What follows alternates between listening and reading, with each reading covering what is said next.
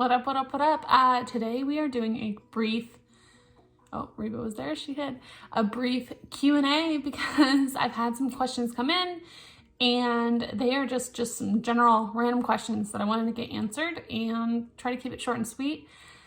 This is also laundry. I'm in a sweatshirt because here's the facts. I don't have my shit together ever. And I know there are so many people that document their build that always look like $1 million and everything's so clean and crisp and perfect. And spoiler alert, that's not real life. So as much as I want to document this build for ourselves, for our kids to see, and for those that are interested as an informational, helpful tool, I also want to keep it real and honest. And this is the life that we're living. And when we move into our camper in a month from now, I don't know what my background will look like. I might be crawled up in the nose of our camper like this. We don't know. It's a mystery. We're all just, running around with our hair on fire. Let's get to the questions. There's like three main sections. The first question that I had somebody ask me was, why did we choose a Barndo build? Now this can go by a Barndo, barndominium, house, shop home, post frame home. It's all the same thing. Basically, if you think of a metal shop building, but instead of it being a shop, you make it your house. I had somebody that think that we were actually building a house inside of a shop, kind of like those stacking dolls. No, no. The building is the house. And why did we decide to go that route? Well, the house that we're living in now is our second home that we've remodeled. My biggest problem are load-bearing walls. I wanted to rip out a wall here and I couldn't do it because it was load-bearing, and for us to do it, we'd have to put a big board and spend $1 million. So we didn't. What attracted me most to the shop home or a Barndo, whatever, is the fact that all of the weight is on the exterior structure, so you can put your interior walls however you want, as long as it fits, obviously, within the building. And I really wanted an open floor plan. So our kitchen, dining, living will be big and open, and then everything else will be like, have its own walls. But that was our thing. Jason really wanted to have in-floor heat, which I will get to in a second. And he wanted to be able to have a bigger garage, which I will also get to. But that was kind of my big deal. And honestly, we just like the look of Barndos. I will say, if you are wanting to do a Barndo build, it's no cheaper. I have said this in my last video. It is no cheaper to do a Barndo build than it is to build a stick home. You have to truly, truly, truly love the look and the capabilities of a Barndo to go for it. Do not build it just because you think it's going to be cheaper, because it's not. Next question. Size. Our building is 90 by 55. That is what we are building. So the living area, I wrote it down. That's what I'm looking at. Because spoiler alert, I have the long-term memory of an elephant, the short-term memory of a gnat. If I don't write down short-term stuff, it's gone. So living space is 3495, garage is 1455. Grand total of the whole building, including the garage, is 4950. Now, the garage itself is going to have 14-foot sidewalls, and sidewalls, for anybody that doesn't know, is literally like the side of the building before it goes up to the roof. Side wall. Self-explanatory, right? The house sidewalls are going to be 10 foot. That means our entire house inside will have 10-foot ceilings. The sidewalls of the garage, which is attached to the house, the sidewalls of the garage are 14 foot. So with that, we are going to do 3-car garage on the end, with 2 of them being 10-foot doors, which are taller than your standard doors. Most standard doors in garages are 8 foot. But we're going to do 2 10-foot garage doors, and then we are going to have 1 12-foot garage door that my husband can pull in his rig truck inside the garage. That was a non-negotiable for him. We'll also have like floor drains and stuff in the garage because it snows in Iowa and garages get disgusting in the winter. So that's the garage.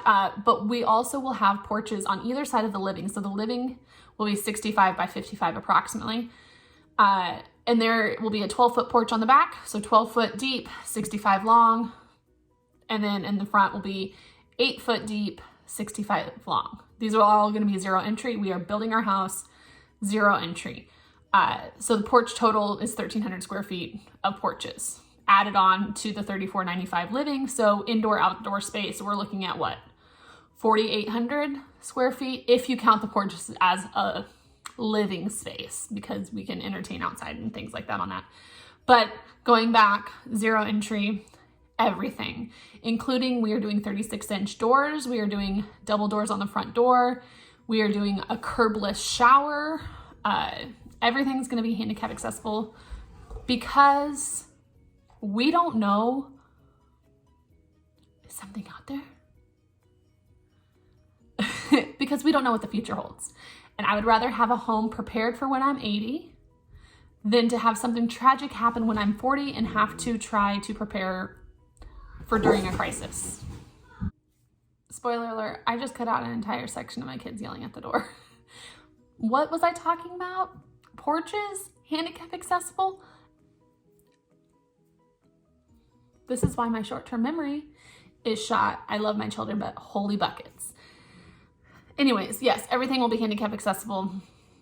Have seen my parents struggle with mobility, and it's just not something, I don't want to have to worry about it down the road. So then let's get to the next question. I have talked about heated floors, and in the last week, I have talked about wood burning stoves.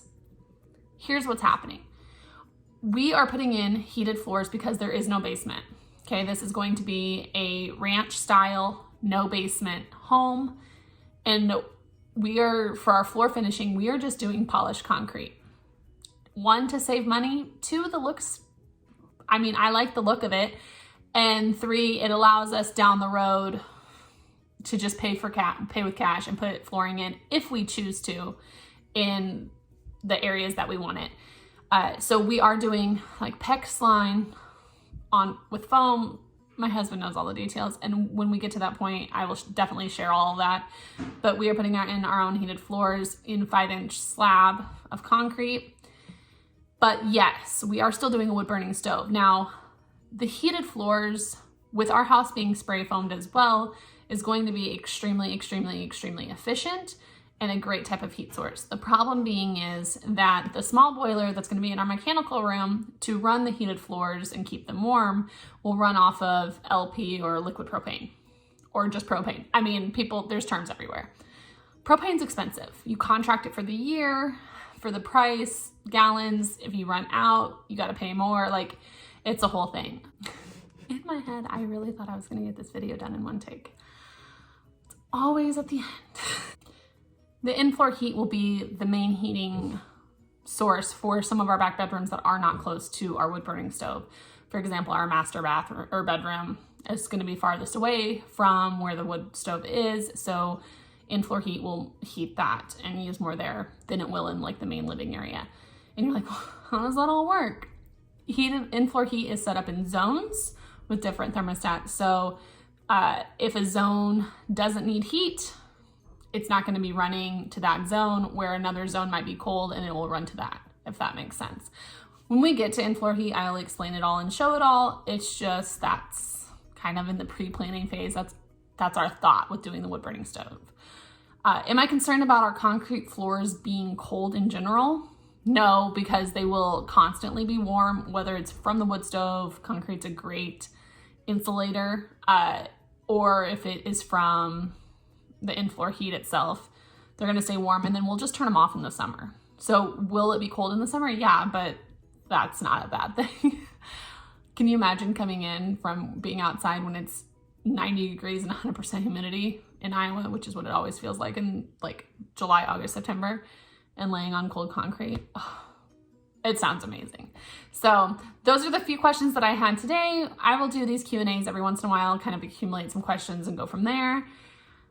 Feel free to check us out on Instagram at The Land That Built Us, or subscribe here, like and subscribe. See, my son's gonna be mad at me because I'm still messing it up. Hit that subscribe button and give it a like. Feel free to share this with anybody that is building a Barndo or has questions about the Barndo building process, or that it might just interest them and give them a little giggle because none of us have it together. Whoa, whoa. Not a professional singer, if you were curious. That's not my day job. Have a great day.